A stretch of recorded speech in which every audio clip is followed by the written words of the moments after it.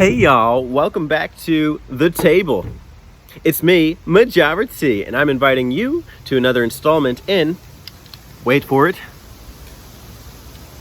Table Topics, a series where I invite you, the viewer, to the table to talk topics on all things gaming and game related. I invite you to do video responses or participate in the comments below to any topic. We've had a number of topics and we had a lot of responses to the last topic, games you wish you beat sooner. A question asked and answered by BioPhoenix over in the Discord. You can also check out all previous table topics entries in the shared community table topics playlist. We got a lot of great responses last time. VG Mashup, Terry309, Malta Master, Turbo Zone, and of course the BioPhoenix. Check them out if you haven't already. Now hold on a second. Do you hear that? It's the sound of silence. No, it's not. You can hear birds. But I wanted to do this dramatic kind of thing about silence because that's going to relate to today's topic. Today's topic is silent protagonists, but what inspired this was my recent playthrough of Shin Megami Tensei 3 Nocturne and also a movie that I watched with my dad called The Seventh Seal by Ingmar Bergman from the 50s. Classic film where the main characters battle against death in a game of chess in order to save their lives during the era of the Black Plague. Of course, it's a little deeper than that and more symbolic, but great movie. You can check it out for free on YouTube. Isn't that dope? But what about silent protagonists? What is your perspective on silent protagonists? And why do you think and why do you feel that way about them? This is not a topic I cared about ever coming into YouTube because it's not one that I had to reconcile for. In talking about my favorite games, I've had to defend the silent protagonist to pretty much everybody. And it seems like I'm on the losing side of the argument that people just generally hate silent protagonists. They've seen examples of it done poorly, and they don't, they think the character should have a voice, and I didn't ever consider that this was a detriment to the game because a lot of my favorite games have sported silent protagonists. The Legend of Zelda. You play as Link. Link doesn't talk. Shin Megami Tensei. You do create your own kind of path and character for the person, but generally there are almost no dialogue options aside from the choices that you make, but that's kind of an exception. Dragon Quest is like the prototypical silent protagonist. For 11 games they haven't changed that. So what's the deal? Do I care? No, I don't care. I don't care if the protagonist is silent so long as the concept for the game and its execution are solid, that you have a solid foundation for both of those aspects. So how did these two things inspire the question? Well, Nocturne, I think I was just so engaged in the world and the characters and deciding my own path throughout my playthrough that I barely even noticed the silent protagonist as an aspect of it. And then when I watched The Seventh Seal, there are multiple characters in that film, and one of them is oddly enough mostly mute for the entirety of it. But I didn't particularly like any of them.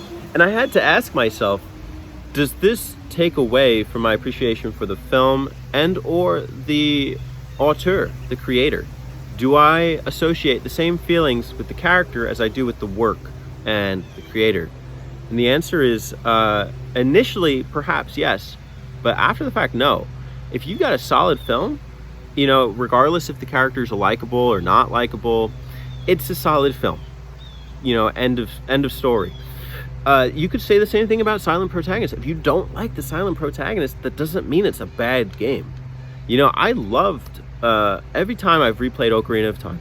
It's been a classic to me, and it doesn't lose its value, and nor does Majora's Mask, nor do a lot of these Zelda games. I think one of the big issues that comes with the silent protagonist is the association of blank slate with them. that they become this sort of empty or void character with no associated feelings, and that's a stereotype that gamers tend to put on them. But I don't necessarily think that's true. In each of these games where you typically are the silent protagonist, you have multiple identities constructed for you. In Ocarina of Time, you are the hero of time. In Shin Megami Tensei Nocturne, you're the demi-fiend, human/demon. And you decide what you become by the end. Dragon Quest, let's just take one of them for example. Like Dragon Quest 3, you're the son of Erdrick, and you're working to unify, I guess, or like save the kingdom and the world. So you're the holy crusader in a sense. And the fact that you have this kind of moniker as that individual makes you that much more personable. So yes, I know, like Dragon Quest 3, you might not talk, you might not get a sense of like who is this character, although oddly enough you do kind of like pick choices in the remakes, saying what kind of person you are or whatever. But that you are a son looking for his father, and that comes up in so many conversations with NPCs throughout the game.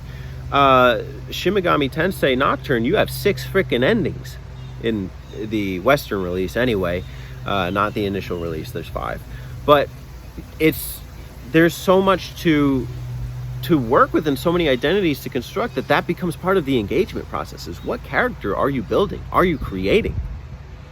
And of course, Zelda is just charming, and they can do little things like give little sound effects to Link that still become iconic to this day. Yeah, that's my sword slash. If you couldn't tell, actually, it was me picking up a rock. Yeah. But generally, I'm okay with silent protagonists.